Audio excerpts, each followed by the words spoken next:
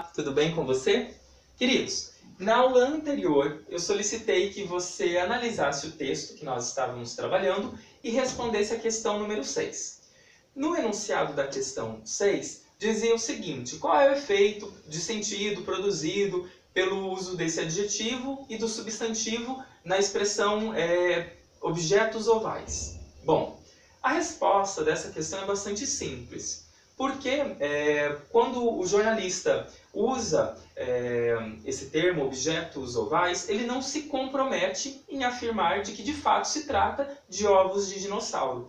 Se ele usa no texto ovos de dinossauro, ele está trazendo uma afirmação. Como tudo isso precisa de um estudo, precisa de uma análise, de uma avaliação para comprovar que de fato são ovos de dinossauro, ele preferiu então chamar essa descoberta, esse objeto descoberto, de objetos ovais, ok?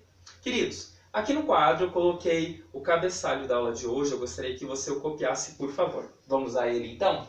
Nome da escola Terra Mater, a data de hoje, dia 7 de maio, o conteúdo que nós estamos estudando, o adjetivo, a habilidade que nós estamos desenvolvendo, que consiste em reconhecer os efeitos de sentido decorrentes das modalidades do adjetivo. Para hoje, o que nós temos então? Eu comecei a aula fazendo a correção de um exercício da aula anterior, farei a explicação do conteúdo de hoje, faremos alguns exercícios e deixarei uma atividade para que você possa realizar até a próxima aula, na qual nós faremos a correção, ok? Bom, na aula de hoje nós vamos verificar que, assim como os substantivos, os adjetivos também podem ter variações nas suas formas, ok? Os adjetivos eles podem ser classificados como simples, compostos, como primitivo, como derivados e como gentílicos ou pátrios, ok?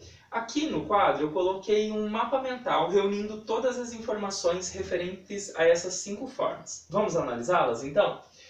Depois da explicação eu gostaria que você o copiasse em seu caderno para que num outro momento de estudo você tivesse o conteúdo para resgatar o que nós estudamos, certo? Vamos lá então. Aqui no meio tem a classe gramatical que nós estamos estudando, o adjetivo. Coloquei algumas setinhas indicando, acrescentando informações.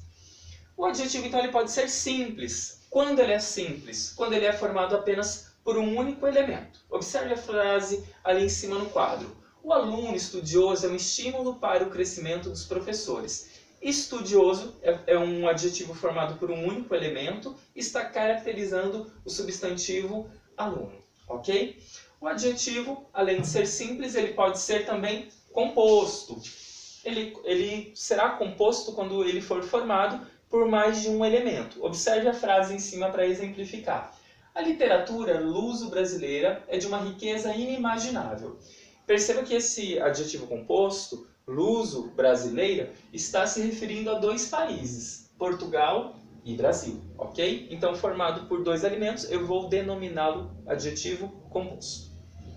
O adjetivo ele pode ser também primitivo, observe aqui em laranja, ou seja, eles não derivam de outras palavras. Um exemplo disso, as camisas azuis devem ser lavadas separadamente, ok? Azuis não deriva de nenhuma palavra, ao contrário, pode formar outra palavra, como nós veremos aqui nos adjetivos derivados. São formados a partir de outras palavras. Exemplo, o céu azulado era sinal de que não choveria naquela manhã.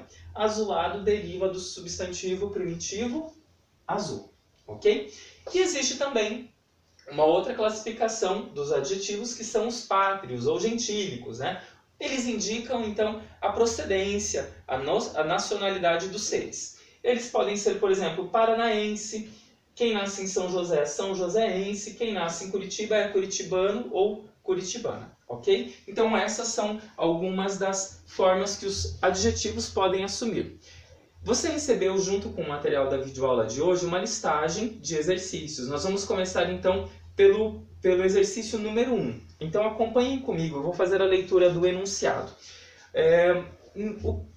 No que consiste esse exercício? Reconhecer se a palavra que está em destaque ela é um adjetivo ou é um substantivo. Vamos lá então? Muito bem. A primeira frase diz o seguinte: a portuguesa, de modo geral, é boa cozinheira. Essa palavra que está em negrito, ela é classificada como substantivo, porque ela está denominando um grupo, ou trazendo um nome a esse grupo, ou então ela está trazendo uma característica para um grupo. Analise, questão por questão, dê uma pausa nessa videoaula, faça os exercícios e depois retome para que nós possamos fazer a correção, ok? Bom, você já realizou os exercícios, vamos para a correção. A primeira frase que nós havíamos lido, a portuguesa de modo geral é boa cozinheira. Essa palavra você classificou como substantivo ou como adjetivo? Ela está dando um nome a um determinado grupo ou ela está trazendo uma característica para um substantivo? Nesse caso, a palavra portuguesa é um substantivo, ok? Porque ela está trazendo um nome para um determinado grupo. Vamos analisar a segunda? As brasileiras estão brilhando em todas as profissões. A palavra que está em destaque, brasileiras, também, assim como no primeiro, está denominando, trazendo um nome, nomeando um grupo. Nesse caso, também é um substantivo. Próxima. As construtoras brasileiras atuam em várias partes do mundo. Brasileiras está trazendo uma característica para um substantivo. O substantivo é construtoras. Além de construtoras brasileiras, existem as espanholas, as francesas, as americanas. Então, para especificar, trazer uma característica, eu trago um substantivo que contribui para o efeito de sentido. Nesse caso, então, eu tenho atuando ali em negrito um adjetivo. A próxima frase. Os comportamentos preconceituosos estão ultrapassados. Eu estou trazendo uma característica para esse substantivo comportamento? Sim, nesse caso eu tenho, da mesma forma, um adjetivo. A próxima. Os preconceituosos têm uma visão limitada de tudo. Eu estou nomeando um determinado grupo de pessoas e chamando-as de preconceituosos, ok? Muito bem. Tenho aí então um substantivo. E a última frase é a seguinte. O barreado é um prato típico paranaense. Está indicando o quê? A nacionalidade, a origem. Sim, está indicando a origem desse prato, né, da nossa culinária.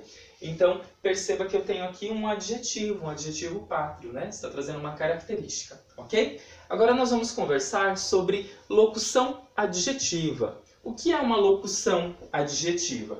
Então, quando duas ou mais palavras exercem a função de um adjetivo, o conjunto formado por essas palavras recebe então o nome de locução adjetiva. Em alguns casos, é possível sim fazer a substituição dessa locução adjetiva por um adjetivo, em outros casos não. Por exemplo, se eu digo assim, a carne de boi é a mais consumida no Brasil. Perceba que essa locução adjetiva, de boi, pode sim ser trocada por um único adjetivo. Eu posso dizer assim, a carne bovina é a mais consumida no Brasil. Perceba que eu fiz a troca da locução de duas palavras por uma única apenas, ok? Em outros casos, como eu falei anteriormente, não é possível trocar. Se eu digo assim, ela me disse uma frase sem pé nem cabeça. Sem pé nem cabeça, que é a locução adjetiva da frase, não pode ser trocada por um outro termo, assim como nós fizemos uma correspondência entre de boi e bovina, ok? Você recebeu aí um parágrafo, né, parte de um texto que diz o seguinte, acompanhe comigo a leitura dele, por favor. O crescimento da população das cidades tem acarretado sérios problemas de locomoção para os habitantes. A desordem urbana começa pela incapacidade de as prefeituras oferecerem um transporte coletivo de qualidade. Perceba que dentro desse parágrafo, nesse texto, tem uma expressão e tem uma palavra que estão destacadas, estão em negrito. Qual é o objetivo de eu usar ali na sequência a segunda palavra ali destacada, que é urbana, em relação a das cidades? Perceba que é uma correspondência das cidades e urbana. Quando eu uso ali na sequência do texto, fazendo com que ele tenha uma progressão, evitando a repetição de um termo, eu tenho ali uma referência para um termo que já foi mencionado. Então, eu evito repetições no meu texto. Então, substituir uma locução adjetiva por um adjetivo ou vice-versa contribui para que o seu texto não fique repetitivo, ok? Bom, tem um outro exercício, exercício número 2. Vamos fazê-lo? Vamos primeiramente fazer a leitura do enunciado dele. Diz o seguinte: reescreva as frases a seguir, transformando a locução adjetiva destacada em um adjetivo. Faça as adaptações necessárias. Nós temos 4 frases. A primeira dela diz o seguinte: observe a locução adjetiva que está sublinhada. Os homens de coragem enfrentam os desafios da vida.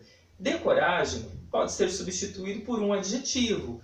Qual seria o adjetivo para caracterizar esses homens que enfrentam os desafios da vida? Tente fazer sozinho esses exercícios, coloque uma pausa na videoaula e daqui a pouquinho, quando você terminar, volte a assistir para que possamos juntos fazer a correção, ok?